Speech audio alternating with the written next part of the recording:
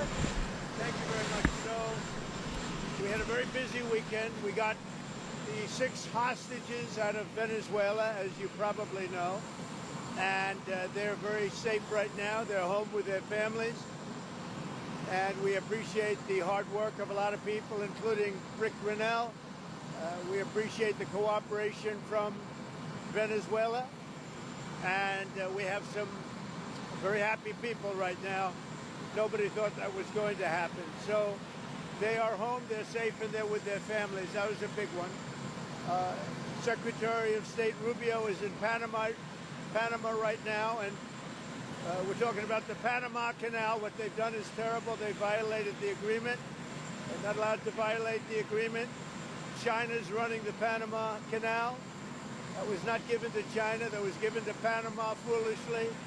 But they violated the agreement, and we're going to take it back, or something very powerful is going to happen.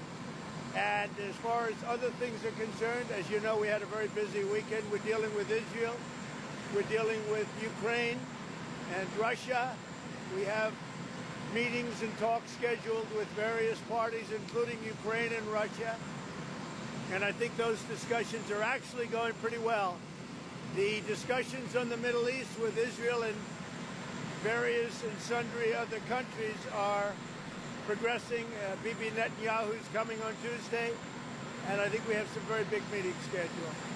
Mr. President, do you feel that Elon Musk is delivering on his promises to you? Do you feel he's doing a good job right now with I do. I think Elon's doing a good job. He's a big cost cutter. Sometimes we won't agree with it and will not go where he wants to go, but I think he's doing a great job. He's a smart guy, very smart, and he's very much into cutting the budget of our federal government. Mr. President. There's also retaliatory tariffs from Canada. Say it? There's also retaliatory tariffs from Canada. There was a rider in the order. Are you planning to increase the tariffs against Canada? Well, it could happen. If they do anything, we will. Canada's been very abusive of the United States for many years. They don't allow our banks. Did you know that? Canada does not allow banks to go in. If you think about it, that's pretty amazing. If we have a U.S. bank, they don't allow them to go in. Canada's been very tough on oil, on energy. They don't allow our farm products in, essentially. They don't allow a lot of things in, and we allow everything to come in. It's been a one-way street. We subsidize Canada by the tune of about $200 billion a year. And for what? What do we get out of it? We don't get anything out of it. I love the people of Canada. I disagree with the leadership of Canada.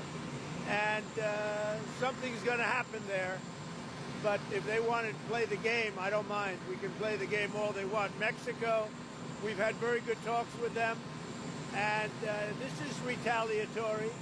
This is retaliatory to a certain extent. Millions of people flowed into our country through Mexico and Canada. And we're not going to allow that. And by the way, we have among the lowest numbers we've ever had of people crossing our border, the lowest numbers since my administration. Mr. President, you said, so on Truth Social, you said that you were going to cut aid from South Africa. Will you plan to cut aid across other African nations, and why South Africa? No, it's only South Africa. Terrible things are happening in South Africa.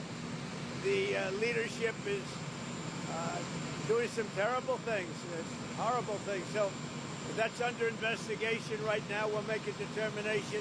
And until such time as we find out what South Africa is doing, they're taking away land, they're confiscating land, and actually they're doing things that are perhaps far worse than that. And on the Fed Chair Jerome Powell, he held rates.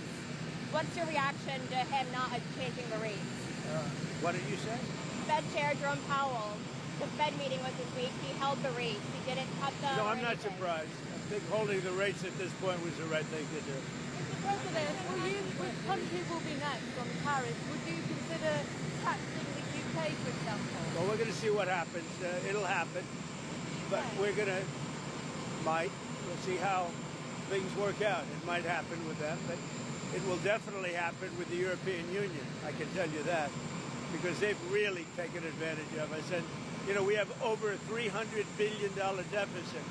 They don't take our cars. They don't take our farm products. They take almost nothing.